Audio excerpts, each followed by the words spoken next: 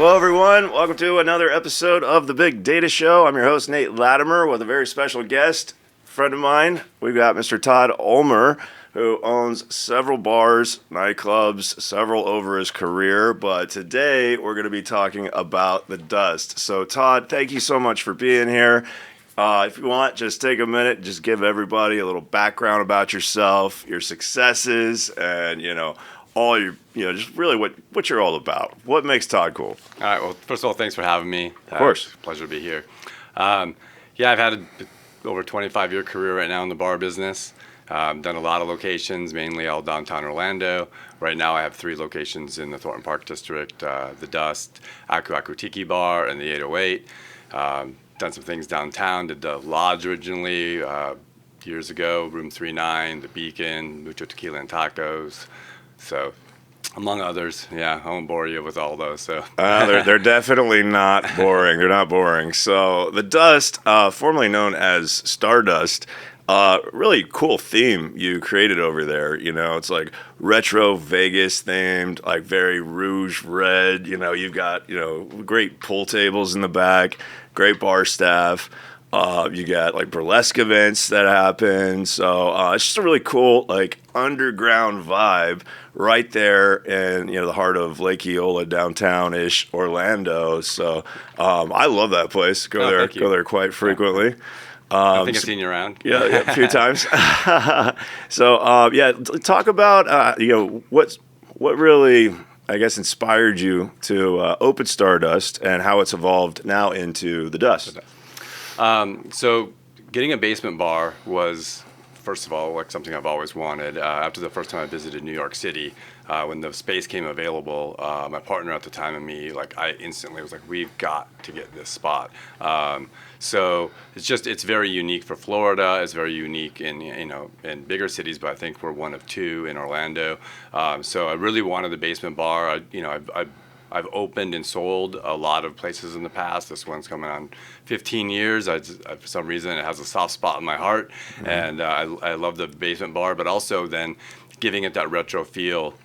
It was all about kind of creating this kind of classic vintage Vegas feel is what the theme we decided to go with it, and that was roughly the year after they imploded the Stardust Casino. So we thought that this would be a cool homage to give to, it was a perfect timing for what the style we wanted to go with. So, and everything in there, from the Sputnik lights to the mirrored ceilings to the way the booths were designed, it was all to go after that. And even then doing shows like our burlesque show was all to kind of still stick with that. Yeah, style. I mean the vibe is really cool. It's almost speakeasy style because it's very unpresenting. On the outside, you walk downstairs and it's just this beautiful environment, a lot of fun, great music, DJs. And I absolutely love that place. We were a speakeasy before the speakeasy craze even started. So, they're all over the place in Orlando now.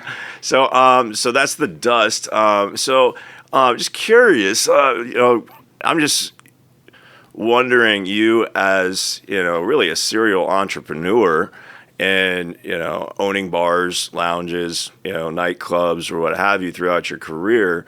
Navigating through those waters, through the ups and downs. I know recently you had to rebrand as the Dust. So can you tell us about that a little bit? Yeah, well, after 14 years, it was a shock that we got a cease and desist letter from the Stardust Casino, the Boyd Gaming, which owns that, and they still were holding on to the trademark unbeknownst to me. And so I got with a trademark attorney just to find out what was going on. He reached out to him, and they were fairly easy to deal with. I mean, they just really wanted the name changed. I was trying to see what we could do to hold on to that name or a version of that name. It wasn't really a secret that it was named after the casino. I mean, we literally have a large mural of their sign or their old sign inside the space, and even the Tiki Bar, Aku Aku, is the Polynesian restaurant inside the casino. So, they kind of had me. There was no question about that. So then it was coming up with, trying to figure out how to rename the space so that we didn't lose, number one, our loyal customers. Number two, that people also would maybe realize it's not under new ownership. So it was difficult navigating that, but we did some certain things that I think worked, and we're still getting there. We're still rebranding now, so we'll see. Yeah. All right, on. So, I mean, what was that immediate knee-jerk reaction whenever you got hit with that, cease and desist? Like, was it, pretty shocking? Was it scary? Like, first it was bullshit. It was like, and then, after the attorney called me back and said, nope, this is a real thing. It was like, it was a little devastating at first, and then I was just like, okay, I've got to figure out how I can make this work for me, So, number one, picking a name that I knew this wasn't going to happen again. Sure. And then it was, working through like versions of Stardust or anything like that. And then I just ended up kind of leaning back on what our locals would call it. If you're heading down there, I'm going down to the dust, Yeah, So, that was going to be my next question. Yeah. It's like, how did you land on, the dust? Yeah.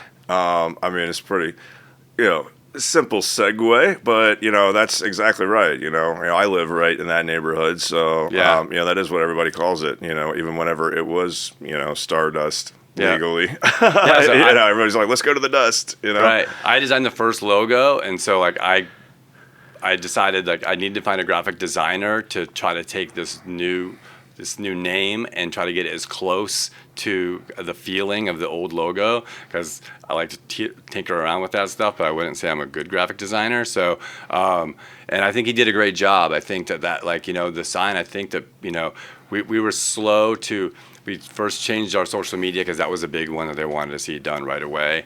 And then they gave us time on getting signage made because obviously the permitting and actually creating a sign. So we started doing social media changes and just kind of putting that out there slowly. And then obviously the locals started seeing it happen. So they kind of started seeing it already. But then when the sign went up, it really has been a pretty easy. It's pretty transition. seamless. Yeah. It was pretty seamless. Like, Yeah. I mean, that's what I was going to say. It doesn't seem like you really had to skip a beat at all. So, I mean, I guess for, other serial entrepreneur, bar owner, lounge owners, club owners, in the nightlife hospitality world, you've been in the business for a while. So, navigating through some of the tough times, like let's take the 2008 mortgage industry collapse. Let's take the COVID lockdown pandemic, which everybody shut down, nobody could go out. Like what did you do during those times? Yeah, '08 was a tough time. We had a really kind of a high-end place in the area, a few blocks away. That was the first time that we actually closed the doors of a place. It was crazy. It was like one day. Business was huge, and it was like someone just turned the lights off. What did that feel like? Did you think you were going to lose it all, or? Oh, I thought I was going to lose everything. Yeah, I mean that's actually when.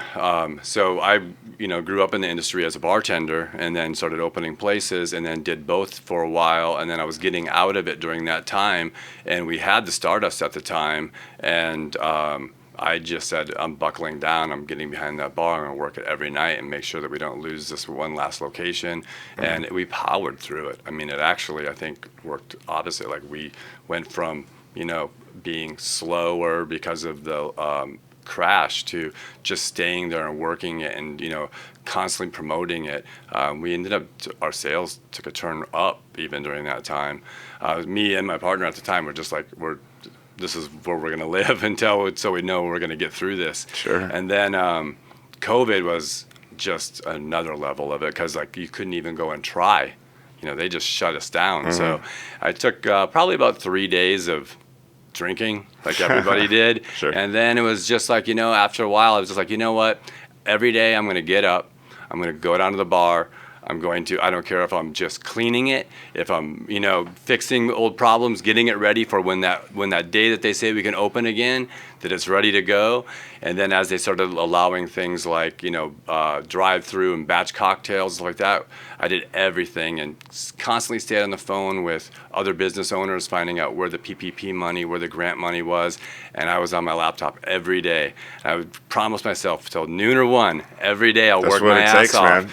And then I'm like, by 1 o'clock, I'm like, okay, I can have a beer now. It was just like, it didn't matter what I did, whether I was doing repairs or looking for money. But I went to work 7 days a week. Yeah, I absolutely admire that. The tenacity, that's just life of a business owner. Yeah. Some people roll over and die and cry, but, if you're tenacious, failure's not an option. Yeah. So we ended up okay on the other side of it, And then when we reopened, one of the things was we got that outside area closed down. There's a street out in front to be able to do some outside serving. Brought some food trucks in, and we're still able to use that space today, which has helped our sales even today still. So it's great. That's amazing. So hats off to you there. Yeah, thank you. I mean, you still have 3 places open now, right? We opened one after it, and then the spike came again. I was like, what am I doing? Fair enough. So, well, let's see. Another question, I guess, is really, since you've rebranded, what's the future looking like for, the Dust? What are your plans with Aku? We haven't spoken too much about 808 yet, but where do you see the next 5 years going for Todd? And are you opening more places, or like what's next for Todd? Well, so right now I'm getting ready for the 15-year anniversary, so we'll throw a bunch of parties, kind of geared towards that, because that's all happening now in the next 3 to 4 weeks. And then there's things we did, like our burlesque show. We started the first Thanksgiving, so we'll be doing a big 15-year anniversary for that. But yeah, the bar industry's changed in the 15 years the Dust has been open. So one of the things we're starting to do is work on cocktail menus. That, having the right cocktail menu now is really important into especially bars people come out on Fridays and Saturday nights for. So we're working on our cocktail program. Things like that. We're getting some additional DJ and some event nights. We've added another burlesque show a month on first Thursdays. And then Aku, its 10-year anniversary is coming around in February. So the Tiki world is a totally different, ball game. I'm releasing 2 or 3 mugs. It's kind of a cult following. It is. It's great. Yeah, but they're very loyal, and it's. I release Tiki mugs there. My merchandise does really well, and that in turn can draw business into the bar also. So I got a mug coming out within hopefully the next 3 to 4 weeks. So that'll be good. We just launched a new drink menu there also. And you sell all your merch e-com style too, right? Yeah, online. Yeah, we do. I do really well. Usually, if I bring in 500 mugs, I sell them in about 3 to 4 weeks. So it's pretty crazy. Very cool. Very cool. Yeah. So I guess my next question for you would be, you've always bootstrapped everything and kind of just self-made. Have you ever taken investment money? How did you get to where you are? I mean, you were a bartender, and now you've owned multiple places, survived through tough times. So I think that's really what would be inspiring to hear from you. Is how you did that, because there's so many people that want to do that, but they're terrified to do it, fear of failure. So if you could speak to that, and if you've taken investment money, how you were able to secure it, what was that hustle like? It's all a hustle. It's still a hustle. After all these years, it's always a hustle. So, and you got to remember, that's part of this industry. It is a hustle. New bars open up, and you got to, even though you're 15 years in, there is a luxury of having people that know your brand and come by, but you still got to stay relevant. So, but as far as getting started, I've had 1 million bartenders that have worked for me over the years, and they'll all ask, I want to do what you're doing, and how do I get there? And I'm like, number one, I gave up my 20s and 30s to work. Sure. I did it all. I worked, and I was opening. By the time we opened a place, we usually had another one we were working on the lease on already. There was a span of 10 years. I think I did 8 locations. Team No Sleep. Yeah, and I gave up that time, and now I'm trying to enjoy life a little bit more. But back then it was all straight hustle, and I was bartending most of those years too. So, but I also, every time you risk it all. Like, you know, you put it all on the line. You gotta believe in yourself, and you gotta bet on you. Yeah, 100%. Yeah, Like, especially when it's your only retirement plan. Yeah, You wake up in cold sweats, panicking. You know, like that's just part of the game. It is, you know, but it's also addictive that way too. You know, it's like once you've done it. But yeah, I've brought in investors. You know, that's tough at the beginning, and that's why a lot of times I tell, you know, young people, like, if you can get property and do something like that early on, because you always have that second mortgage or something you can do if you know Sure. and that's worked for myself, and I know several other bar owners, because if you just kind of get that first one going, and then if you start proving yourself, it starts becoming easier.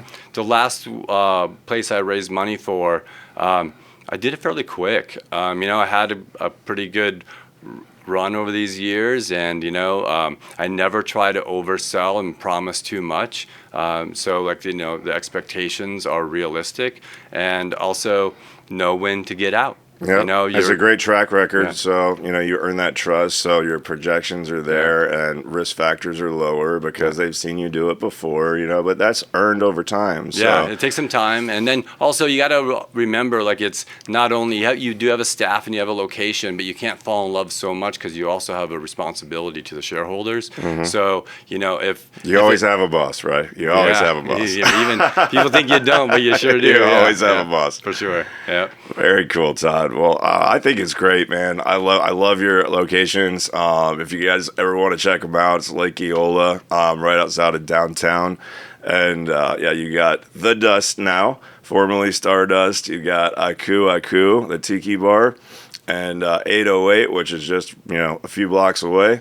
So they're great locations, and Todd, thank you so much for sharing your experience and you know, what you've been through, how you got there.